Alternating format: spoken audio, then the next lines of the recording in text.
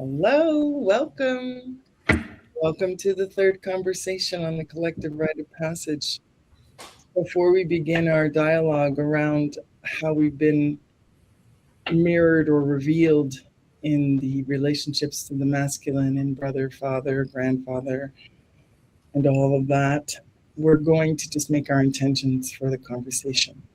So I ask each of you, however you do it, because I know sometimes we're listening and running at the same time, to just find your center. To make a habit of what it is to know and find your center, because as things change and we evolve, the ability to stay centered will help you know your truth. So as we find our center, I ask you to meet your breath and track it like you're following something that you're really curious about. And I sing to the Creator, the oneness that is us, from the wholeness that is me. Please use my voice in this conversation to help set us free as a group of people who have been enslaved and convinced of lies and learned to survive instead of thrive. Please help support this conversation to spark the connection to others so that we may be able to live in more harmony as sisters and brothers. That is my intention from the purest part of my heart. And I thank you to my grandparents and their grandparents and the ones before that we now, as the seventh generation, begin these conversations and keep them going, because we know that's how we'll come together, is in the ability to share our inner knowing. So inhale again to the wisdom that is you. Let your exhale take away anything that's not needed for this space. And again, feel your feet to the floor, your chin tucked, your eyes closed. Feel that center. Inhale to the heart for coherence between the brain and the mind. And let us remember that we have and always will be divine, and we're coming back into oneness because it's time. Let go.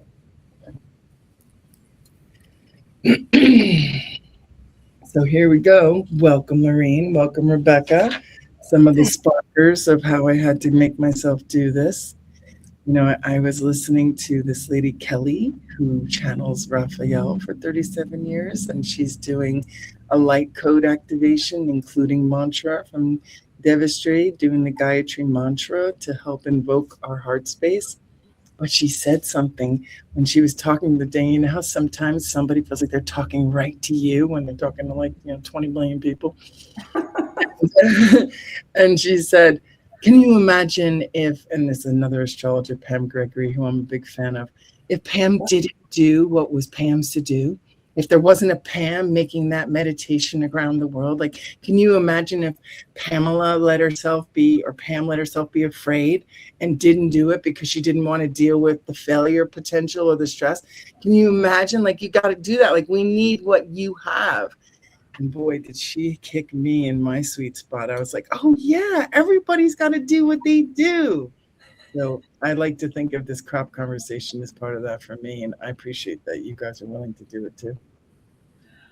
I love that. That's a good one. It speaks to all of us very profoundly. Yeah. Lorraine and I know that personally because we have created some ventures that were making us shake in our boots, but we're like, we got to do this thing. Thank you for not giving up, and thank you for coming together. Sometimes you do need the strength of another to stick with it, right? So thanks for finding what you needed to make it so it could happen, because I think alone in our own heads, or alone in my own head, God knows what I can make up and believe, right? But when you have that divine reflection in that mirror, you move through more. True. Absolutely. And a mentor of mine said it takes 3 seconds. 3 seconds for the brain to come in and distract you to go another way, or to say, oh, that's scary. So harnessing the yes is a huge thing. Yeah, I agree.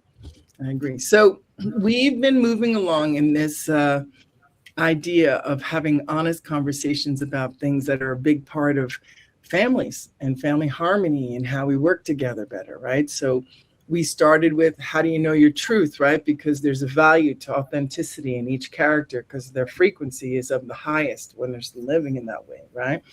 And then we went on to how you're nurtured, right? Because just like everything that grows in every plant, like we all have unique ways that we're nurtured to help foster our full expression, right?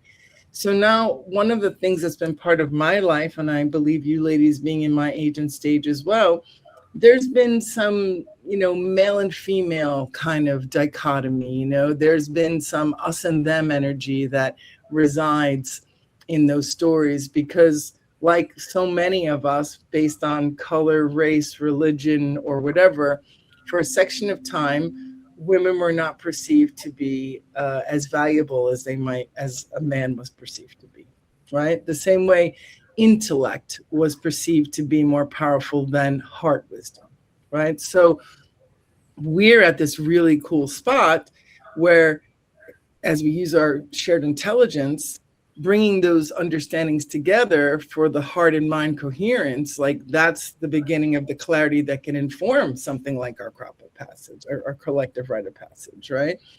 So the question for today that came was the idea of like, who are the masculine to us? Because sometimes stigmas and stories and like, oh, how men are, oh, is he a man? Or, oh, women, blah, blah, blah. Like, those things really rob us of authentic relation, right? Because if you hold a certain stigma or phrase in the direction of a human based on anything about him, color, race, gender, religion, whatever, you don't actually see the person.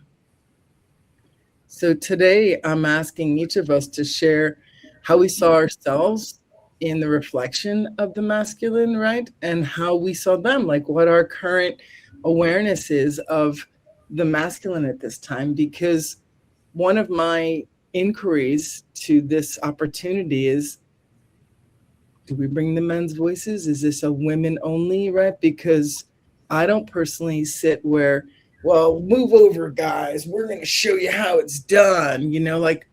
I think it's about, are we smart enough to work together yet? Right? Can we do this? Yeah. You know what I mean? Because dominance over, all it does is grow really jerky people. Yeah. Like, keyword dominance. Yeah. Yeah, like authority over self, managing self, knowing self. Bring it on, brother. Let's go. But like otherwise, if you want to be one up on me or have something over me, we're not in any kind of harmony or vibrational frequency that says we want to grow. Right? Yeah. We're stuck.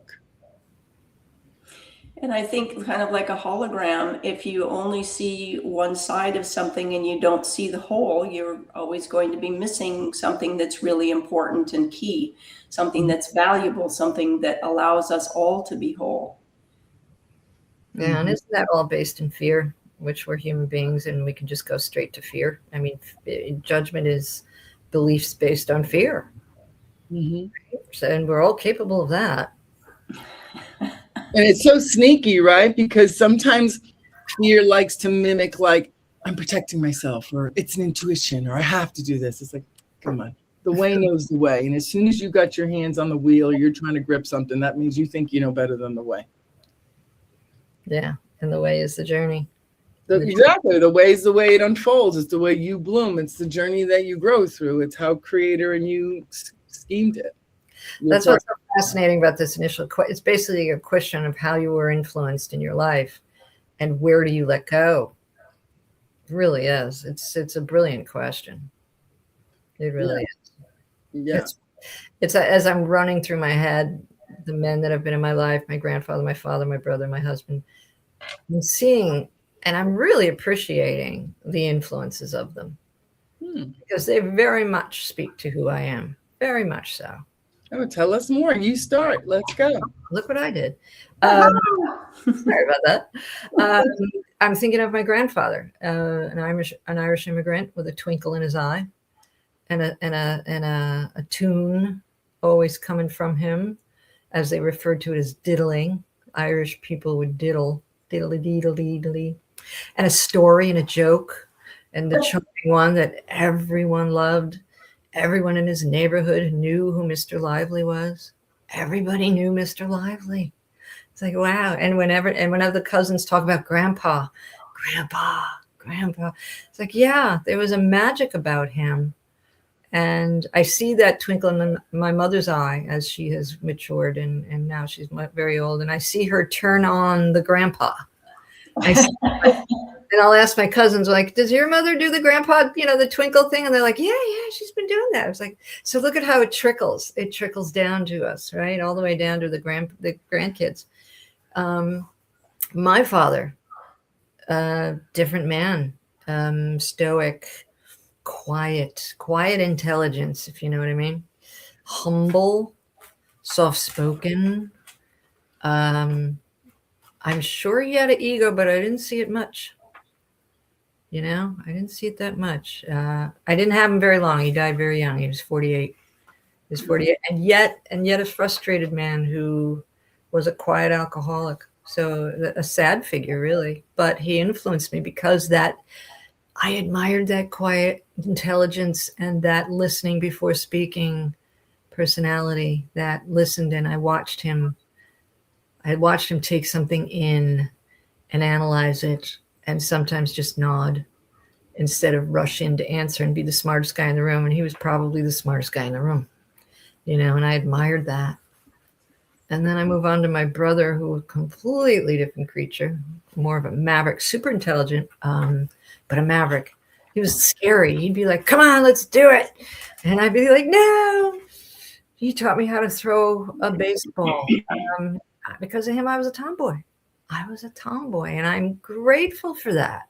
There's things I'm willing to do that I see my peers are like, I'm not doing that. And I'm like, oh, okay. That's the influence of my brother. I get it. So I'm thrilled that my daughter has brothers. That there's like a balance somehow, that masculine feminine balance influence that gives you a perspective of not just everything feminine. So I'm grateful for it. And then I married a man who has a sense of adventure and good people skills, and taught me business people skills when we first met. So yeah, I'm really since I've been reviewing this question and how have I been influenced by the men in my life, I come to a very grateful place, but there's something that's very grounding in it. I'm feeling very peaceful from it, because I'm focusing on their best qualities and what I appreciate from them. And I'm very much who I am because of them. I really am. And thank you for this subject. I'm doing a lot of reminiscing and reflection, and grateful for the balance of them and the simplicity of their approach to life. Thank you. I love the simplicity part. I think there's so much truth to that. I'm curious, one thing to pull more out, if you would, around your having a son yourself. I have two, yeah. Of two sons. Like, how did your, understanding of their maturing or their life process shift, right? Because they do have very different cues and messages than girls do. Yeah, I lost my father young, so I lost that influence. I was only 17 when he died. So it was the influence of my brother, who was so much older than me, and he left the house early. So I wish I had more of it, more concrete. But what I have did help me understand my boys. And then quite often my daughter will catch me and go, no, Ma, no. It's not the way to approach it. I'm like, okay, good, thank you. Okay. Because there's a different language, there's different approaches with men than you do with women. And trying to catch myself and respect their masculine space is super important. So it's something I'm still learning, because they keep growing. They're adults now, and that's a whole other ballgame now. I'm trying to not be mom all the time. It's learning my own trying to create boundaries for them, for me, with me, you know. Especially emotional boundaries. I think sometimes little boys love their moms in such powerful ways. Like, I don't think any love has touched me as deeply as that came from the boys that I had, because, you know, when you love your parent, it's so unconditional. And as the parent, you feel like, you're like, oh my God, they just love me. Oh my God, you know, but it also makes it so they're emotionally in your world. And I think to make emotional sovereignty and boundaries emotionally, because we can be influential as the mother, like our tone of voice can persuade, you know what I mean? So I think really learning that my job now is to trust you and to be me. Yeah, well, you know, you're referring to this whole thing in the beginning as a mirror. So when you see yourself mirrored back through your kids, nobody knows you better than your kids. Oh my God, so right. Watching this. You can get away with anything. They know you. They know you better than you know yourself. You know. But I'm very grateful, and I hope not to cry. I'm going to cry. Please cry. I have beautiful relationships with my kids, also, and that's paramount to me. I didn't really feel I had that growing up, so it's more precious to me now. And I think in this 7th generation call of all of our families, especially, you know, I resonate to you in the Irish backdrop, that's where we took the hits, is our family dynamics and our ability to relate to each other, because of the depth of the wounding really became compromised. So I believe that the strength of relationships and families and right relation, like clear communication, love and acceptance, like, is very powerful in our new foundation right now. Yeah, it's huge. It's huge. And it's something that keeps evolving. Totally different animal than it was for our parents. Oh, yeah, for sure. And then yeah, I mean, I remember people being mad at people back in my dad's day, and they'd say things like, oh, they're dead to me. What? What are you talking about, they're dead to you? Like, what is that? Do you know what I mean? Like, as a little girl, just being like, huh? What do you mean? Like, you know, like, as if you could turn it off, right? Yeah, I've heard it referred to as, they're in my book. They're in my book. Oh, right. Okay, in your book. Yeah.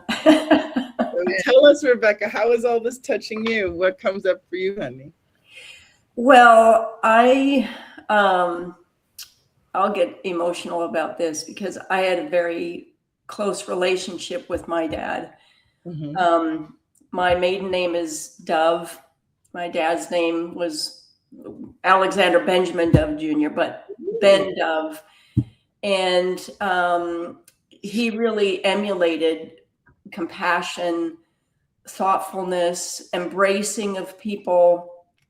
And that was it was a way of life for him. It wasn't compartmentalized. And so I grew up observing a man that was very respectful of the women in his life, whether it was my mom, his mother. He always called mother. It was, you know, it was always mother. And it was just a reflection of the respect that he had for her and the role in his life that she played. And so I always felt a very secure place in my family, in my dad's heart. I had amazing conversations with him, and that kind of is a love language to me. It's not words of affirmation. I know the 5 love languages, but it literally is communication. I have a reciprocity of sharing ideas and thought, and and he had an openness to have conversations. My dad, I think because of serving in World War II, he had impacted his hearing. And so he was, again, words were a part of his love language. And so he would write letters, and he had a chair where he sat in the evenings falling asleep, and you could see how his pen trailed off where he would doze. But he wrote beautiful letters to people, which included his grandchildren, his parents, his brother, and then people in his life that he was thinking about. And I've had so many people that would share about, I still have that letter from your dad. And I still have a trove of letters from my dad that he wrote to me or to my children, to my husband. And so there was that continuing thread of being seen, of being heard, of being listened to. And so I could see also that he guided my brothers in the appropriate way to treat me or their mother. And life happens and you test those boundaries and those kinds of things. I think I was also, because he kind of had that Southern gentleman way where he would open a door, he would open the car door, he would walk on the outside, protectively. I was a little frustrated when it turned out my brothers could mow the lawn and I couldn't. It's like, I want to mow the lawn. Why can't I mow the lawn? So he had that, his generation, he kind of had a separation. And I remember one conversation we had, and he referred to me as a housewife, and it was shocking to me. It's like, Dad, I am more than a housewife. You've taught me to feel that way about myself. How did that come out of your mouth? So anyway, that was a beautiful thing. And I have a close relationship with my younger brother in particular. I learned other things from my older brother, and that's where you learn how to grow through things. He was a quiet person and he kind of ignored me, and that hurt because I like to communicate. But on my recent trip where I stayed some days with him, I was talking to my niece, and he sat in the room and listened. And my niece was like, I'm sorry, Dad's not like contributing to the conversation. I was like, you know what? He sat and he listened. And I think that this is one of the first times in my life where I remember him sitting and listening. And he gave me a hug when he went to bed and said goodnight. So, that was a wrestling for me in a male relationship. But the relationship that I had with my dad informed, and Lorene, this goes back to what you're saying about the mirror. I knew what to look for in a partner because I saw how my dad treated my mother. My husband is a lot like my dad. And my husband was a wonderful father who always embraced both our son and our daughter, but he was allowed our daughter to see this is how an appropriate way is to treat your mother and you. And ultimately, she has a husband that is a lot like her dad and her grandfather. So it's beautiful to see how that goes along. And I will say the relationship that I had with my younger brother in particular, because that's the one with longevity to me that was always very close. It allowed me to feel really comfortable in relationships with men. It allowed me to know what was not an appropriate relationship with a man, whether I never really dated, so I can't say about dating, but with friends or just being around men, I could feel what was an appropriate expression and what was really out of balance. I've got a cousin in particular that it's like, can't be around him because he does not have a balanced relationship and understanding of who women are and what role we play in life. And I love seeing how my son reflects those qualities in the relationship with his sister and the relationship with his girlfriend, who, we see the path it's leading to be a wife. And so I appreciate that I had a stable mirror in my life, because things that I have been growing through and wrestling with, I have at least that stable impression of who I am as a woman, how I can share myself and express myself as a woman, the kinds of relationships that I can have and invest in are going to be a reflection of that. Because again, exploring some other ways, I don't have stability in things, but that was a blessing in my life. I didn't know my mom's dad because he passed away when she was very young, and my grandfather, I always loved him, but I didn't get to see him very often because of distance. And but I observed him when I was there, and he was a listener, a supporter, and certainly a reflection of my dad and my uncle. So that's kind of a little bit lengthy, but that's my mirror in relationships with men, and how I can see the balance expressions and the out of balance ones. Nice, Rebecca. I'm so grateful that your father took that time.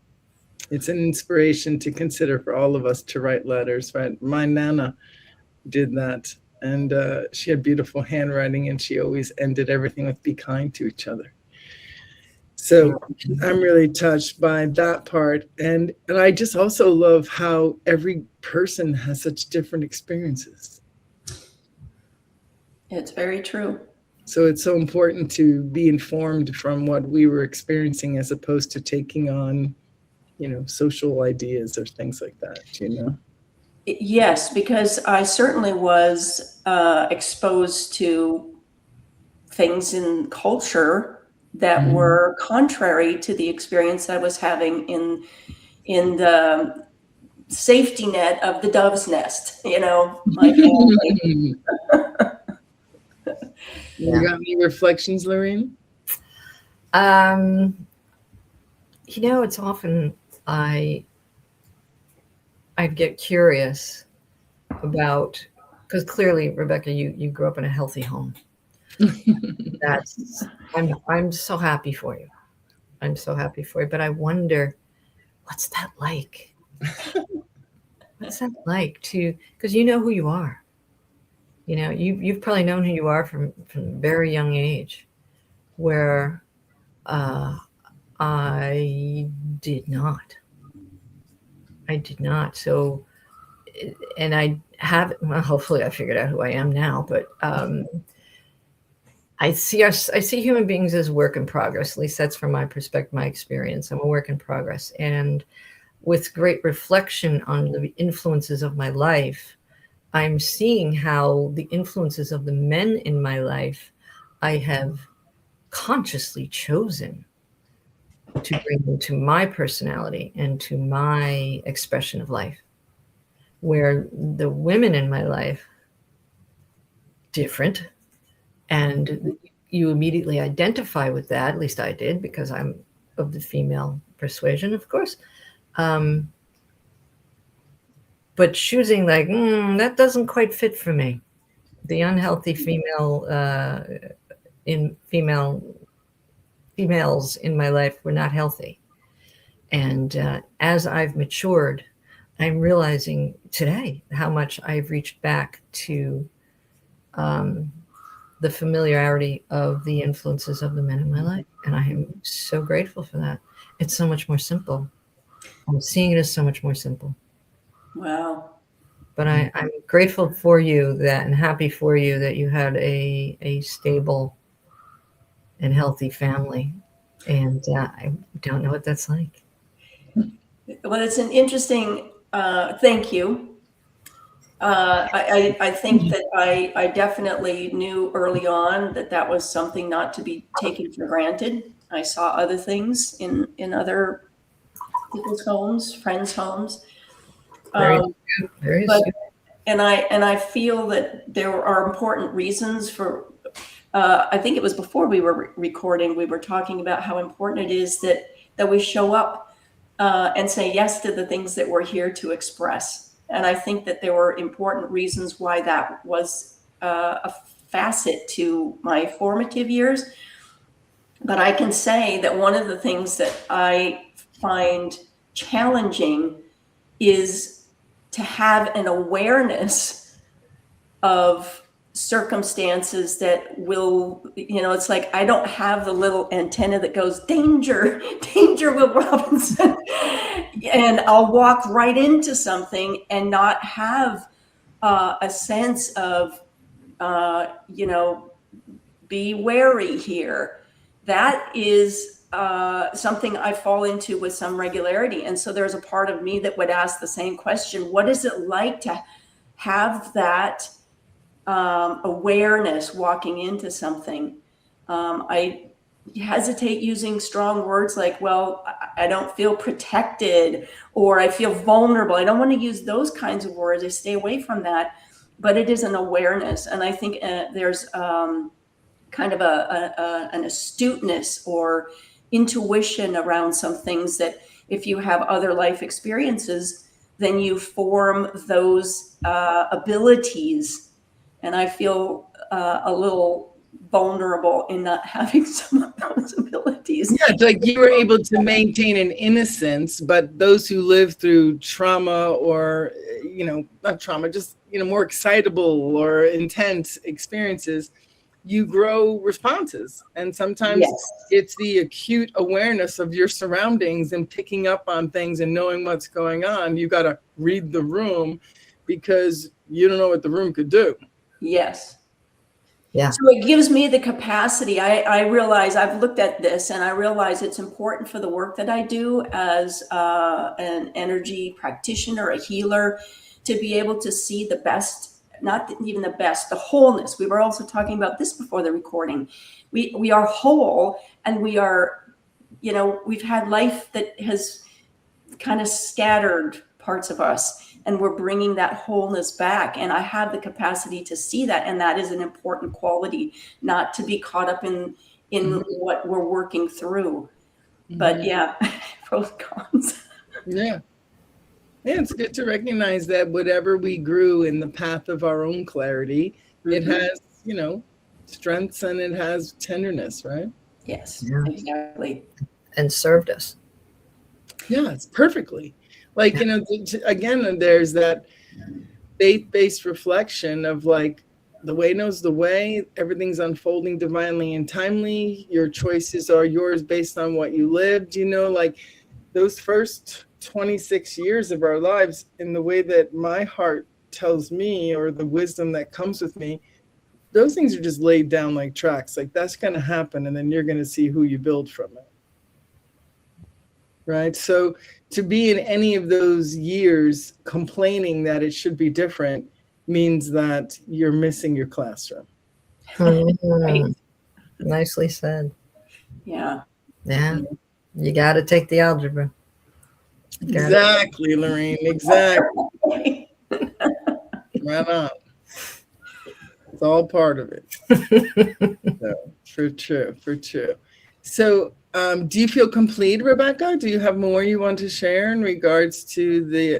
No, I absolutely feel like I've given the nugget that's pertinent here. I'd love to hear from what you have to share. Yeah, I mean, it's interesting how much like it's almost as if the part of me that wants to talk is like there's so many parts. So I'm really curious too what'll come out, because I'll say that the first introduction in the earliest part of my life to boys is I was the first girl in a couple of generations. So I was born into a house of 5 boys.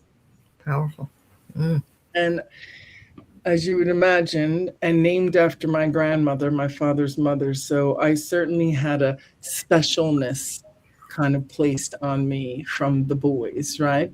But like was touched on, I was also watching, like everyone does, and learning from the boys because they were what was around me, right? And so there was a certain, drive to be able to, go ride my bike, go jump that thing, go, do whatever they were doing. Do you know what I mean? I wasn't like, So in that way, I would say that the boys inspired me to want to like meet life pretty fully. They were their own little wild child boys of Staten Island having a good time, right? So, and my dad's reflection to me was, I just couldn't have been cooler. You know what I mean? Like there was nothing that I did that wasn't like, he had his eye rolls, he had ideas of what I should do, and he would have his, voice here and there. But his father was a pretty quiet guy. And my mom's father was a pretty quiet guy. And the women in both of those families were more of the mouthpieces of where things went and didn't go, right? Now, were they always considering the good of all? Well, who's to say? But it didn't necessarily always sound that way, right? It definitely sounded like, yeah, like Nana, my mom's mom, she was with a lot of men who were drinking a lot and doing things in ways that she felt burdened by their choices. So she spoke to them like they were burdens at times. Okay. And so there were some mixed messages in that around like, are boys good or not good? Like, are they like, okay? Like, are we allowed to be close to them? Because like a lot of the women I know are kind of like shaking their heads behind their backs, talking smack. And I'm like, geez, like these are my cousins, this is my dad, like, come on. So I had a lot of conflict internally around what team I was on, if you will, because who doesn't like a dad who thinks you're the salt of the earth and the sun that shines? I mean, guess I'm down for that. Like, let's go, give me some of that. Right. But then when that same person's choice can influence someone you love, like my mom so much, then you're like, oh, I shouldn't, So my story with the divine masculine has been really supportive of my refinement of my internal peace, because the universe said, okay, we're going to have you grow up with a bunch of, boy cousins, leave. Then I was with all girls, my mom and my sisters and I in the house. And, the attention of men became its own commodity, as women sometimes use the attention of men in that way. And I persisted in maintaining a relationship with my father. And I persist with relationships, period. I'm pretty persistent about relationships. But I persisted in a way that I wanted to know him. I wanted to understand, like, why he was the way he was, right? Like, I didn't want to be mad at him for being the way he was, because it felt like my favorite thing about him is he liked me for the way I was. So, like, what the heck? I want to do that back. Like, I want to like him for the way he is too, So I took a lot of time learning and asking questions and trying to understand, being born in 1923 or 1928, what it was like to be born in 1928 and what messages you got and what you were trying to do, because he had a gentleness to him and a sweetness to him. Like, he would say things like, oh gosh, I don't want to tell you this because I know it's going to hurt you, but I think I got to tell you this, man. And that's when he'd have to say things like, I think you're a little bit of Brad, honey. I mean, I think you're really like out of line. I mean, because there was ways that I was really good at getting my way. I love that. I was a persuasive little girl. Do you know what I mean? So, and he says, and I think you might be being a Brad, honey. And I'm sorry to say that to you, but I love you, but honey. And I'm like, all right, I'll talk to myself about it. All right. So, and then the classroom of being married, and having partners, and at first picking a partner who just thought I was all that like my father, and then the second picking a partner that was a lot more like my mother. So learning that regardless of gender, certain things come through characters that are meant for your alchemy, right? Because I was able to learn and love and accept myself and my parents through the relationships, right? So, but both of the men that I chose or chose me to be the mother of their children or the father of mine, solid people, mad solid, emotionally, maybe not as mature as me, but as far as like showing up and being there and taking care of family, they were the stabilizers in the movie, right? So for that reason, when I think of the masculine in the what grows next, I'm so grateful for the way those people could consistently show up so that the other things could consistently happen too. Oh, wow. So the boys could know what they needed to know. Yeah. Showing up. So I really bow to Philip and Miles in that way. They have really serve the role of being, present as much as they want to be present, right? Then the layer of having the 5 sons, to me, in the words in my own journal, it's like, oh my gosh, I would have never fully understood what it is to be a man if it weren't for having the reflection of watching them grow. Like, I experienced, lots of little kids, I'm the oldest, so I experienced lots of children, right?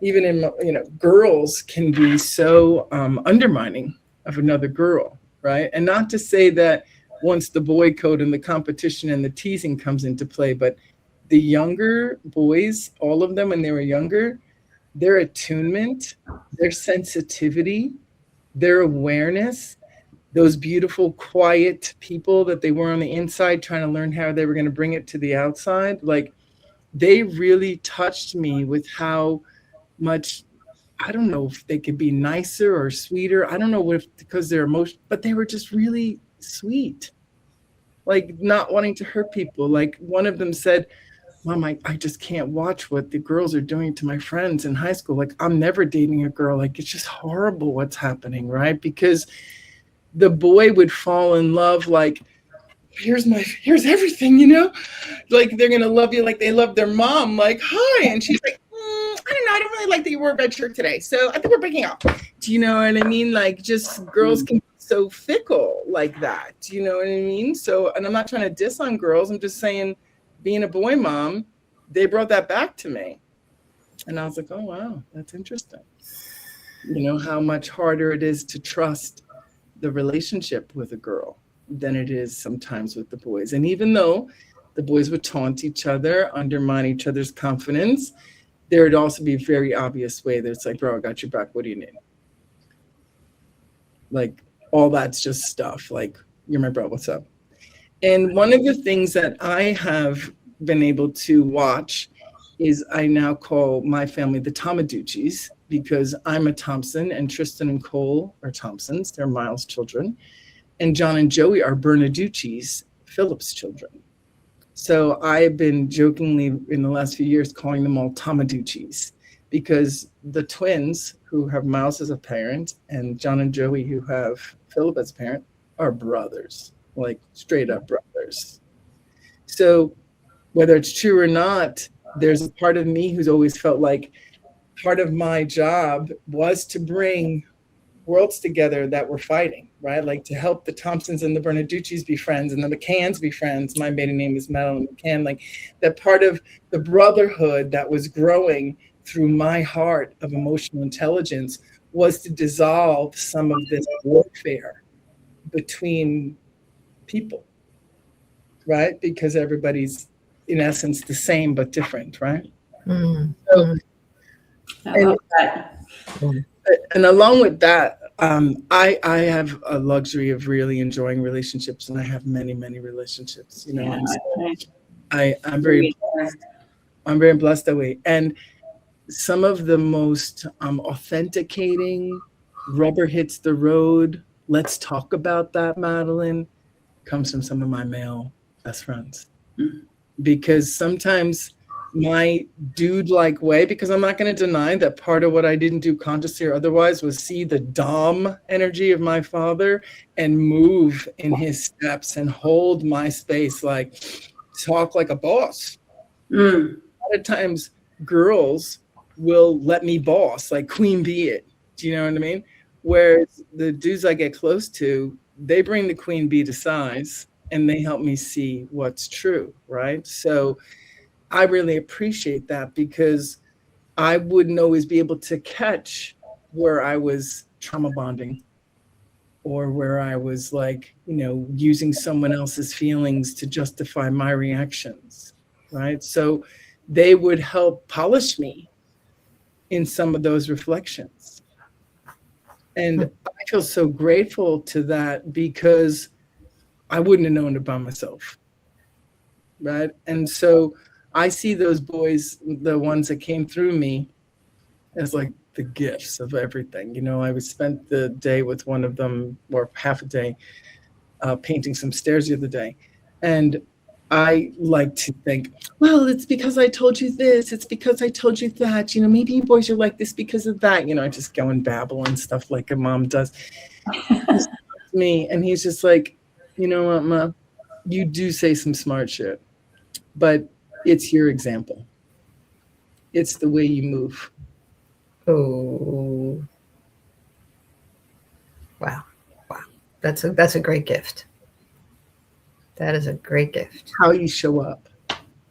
So to me, he's right. Like, that's true for everybody, right? You can babble all you want, but it's like how you show up and how you met your challenges and how you move through it, right? So as we complete our shares about this, and before I let us go, part of my intention for this is, does this collective rite of passage conversation include the masculine and the feminine? Because part of what my generation's fight for the light and women power and our voices have to come together would be like, we're good. But my intuitive wisdom says there's no us and them. And the only way we're good is when we can all do it together. 100%.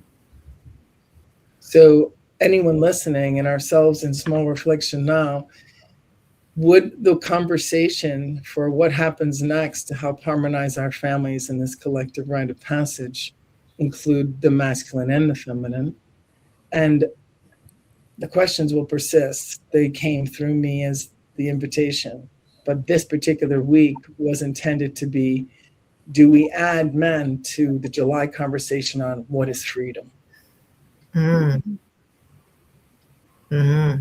Because freedom is not being locked in the projection of someone else. Like, thankfully, those wise sons of mine have also reminded me that when each one lives through different ages and stages, I'm sure each of you have done it too, you have a projection onto certain people because you're this way and they're that way. And you really can't do anything about other people's projections onto you, other than just stay truthful to who you really are. Right? So there's a value to being transparent and authentic, because sometimes we lose a relationship in a false projection. Brilliantly said, and so very true. My friend, I really want to acknowledge as I'm loving everything you're saying and how you're saying it, and I just want to acknowledge your intelligence, your willing to see yourself, and your ability to put your ego aside. Priceless. That's a humbling journey for sure. It definitely is.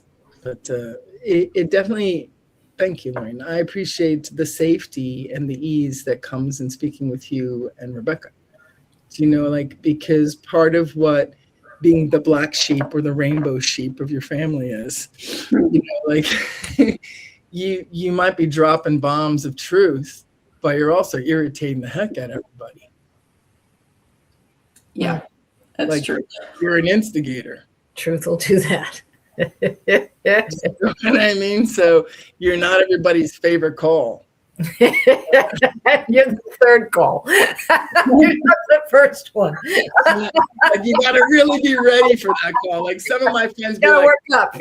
like, I couldn't take it. I couldn't take the mirror. I wasn't up for it, Madeline. But when I'm ready, I'll call you. I was like, all right, I understand. The first two are, am I right? Am I right? Yeah, I'm right. Okay, I'll call Madeline. No, you're wrong. Oh, what are you talking about? How can it be like that? Like, and there's just a way I perceive things that's been true the whole time. So that it's not even like a trying to instigate. It's that I just have not been able to be indoctrinated. Yeah, you're a truth seer. Yeah, I'm here for truth. I'm here for the clarity of what brings us back together. I said, yes, it's the 7th generation. My family's standing like a little hoopah, a foundation of beautiful boys who want to grow their soul's light. Like, I've done what I can, but I was surely going to continue to speak the truth. Right. And I'm okay now if you think my truth is like out of whack or this or that, because now I know that we may have different truths, but it doesn't mean they're not important. It means your truth is just as important as my truth. And my wisdom is my ability to hear and understand your truth too. That's part of becoming whole again, is that we can hold space for diverse truths, because Oh. it is just a I don't know, a fact that how we engage with life is going to be a reflection of our experiences. And just honoring, we've only got 3 women right here in this conversation that are sharing about the reflection of the men in their lives. You just think about the multiplicity, the more women you have in this conversation, and all of those experiences and realities have a truth to them and even serve a purpose. Again, we come into this life because I'm certainly somebody who, it seems extremely logical that this isn't the only life. Mm-hmm. And for this particular life, with an intention to have certain experiences and certain expressions, it all works together. And we can learn this years ago. I'm sure Lorene has heard me say this probably more than once. We can learn things through knowledge, and we can learn them through experience. Mm-hmm. And, there's only so many experiences that we can have. But to learn from somebody else's experience, it really adds to our capacity to expand the wholeness that we bring to life, to receptivity, to healing, to growth, even to transformation. Mm-hmm. And from that standpoint, I feel there is a place, a really important place, where women we're learning to hear our own voices. We're learning how to heal really deep wounds. You talk about 7th generation, and a lot of these things go back many generations. Even the collective healing of the divine feminine and what that means. So I feel that there is a place, a sacredness for women to be with women, where it's safe to explore those things in the wholeness of what that means in the gender of being a woman. Mm-hmm. This is also a really pivotal time in the growth of humanity there's been an imbalance, a dominance of the male over the female. Mm-hmm. What we're doing is, it's not just to heal this, it's to bring all of this into balance. Mm-hmm. And there have been balanced expressions and awarenesses of being a woman, and out of balance ones.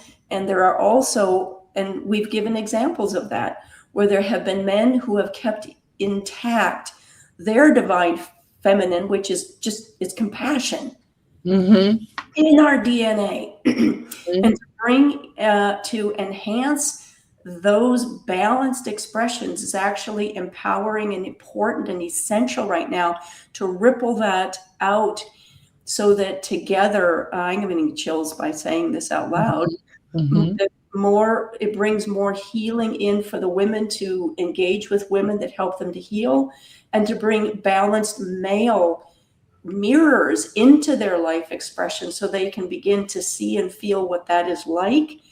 Because, Lorene, it goes back to your question or your comment to me about what was that like? And if a woman doesn't have the experience of what it's like to have a balanced male mirror in the room or in the conversation, it leaves a really distinct hole, the HOLE, when we're working toward the WHOLE. And so from that standpoint, I appreciate this conversation, because it allows me to look at that yin yang. Somebody just yesterday was talking to me about that S in the yin yang, that it's just a very thin membrane of energy. And to permeate that is important, because it allows us to know both, which allows us to be whole. And so in that place, I think ultimately, as you can gather, what I'm saying is that when you bring in men who have that balance of what that compassion looks like, expressing through the male perspective, there's a value to that. So that is what I would say, and I will pass the baton to you guys to share your impressions. I just want to reflect that whole healing of the us and them, and the yin and yang being a fluid energy of wholeness, that also includes the wisdom of what you focus on grows. So sometimes when we've walked paths, the walking wounded, as people in the bars used to say, because I didn't touch on how much I learned from men being a bartender for 15 years. My God, I learned so much. But there's a way that the walking wounded can stay wounded with what they think about and what they talk about. So that ability to know that balance, or that invitation to divine reflection, like the picture behind us is the field by Earthman Farm in Sussex County. And Dennis, the farmer there, Earthman, who's now passed away, his wisdom and the prayer that he would bring to the universe as he accepted all spiritual paths was, our job is to be in divine reflection. So if I'd be telling some story like, what are you doing talking about them like that? That's not divine reflection. And my father, another strong one, I'd be like, oh my God, I can't believe that. Are you someone's judge, Madeline? Are you thinking you're here to be the judge? So I had really strong refiners to the value of not staying wounded and staying in divine reflection, because what you focus on grows. And then also, I don't even think either one of them was trying to make me more than kinder to myself, because whatever I'm expressing to the world, this is where peace is. It's not out there. Like, I got to make peace right here. So if I'm talking smack, I'm not in peace, right? If I'm dropping garbage, right? You know what I mean? So they were my reminders to kind of compost it within you and use your heart space to speak in grace and reflection. So the invitation for some masculines to come in is those who feel they can be in that right relation and divine reflection, right? Because us getting mad about what happened or pulling up the past for right and wrong, there's no room for that song here. Right. That's very true. Yeah, Rebecca and I were talking about the other day about kindness. And we're working on a project, and we're trying to bring kindness as the not only the metaphor but the influence. And it's really very simple, what we focus on, right? If we kind of just switch it up, choose kindness, just really simple, not complicated. Just be kind to oneself, to others, to our own thoughts, to every aspect. Just choose it. Mm-hmm. Choose kindness towards someone else's truth. Mm-hmm. That's like a really huge, simplified, but huge concept that's not really out there in the world right now. Mm-hmm. Yeah, there's a great song called "The Power of Kindness."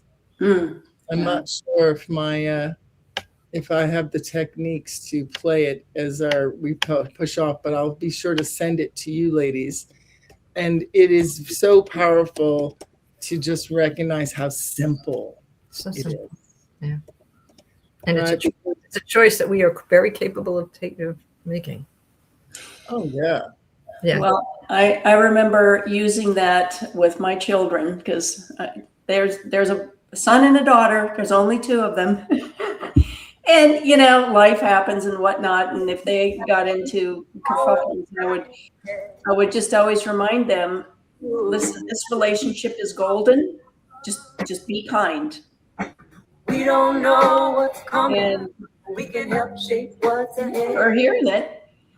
You are? Yeah.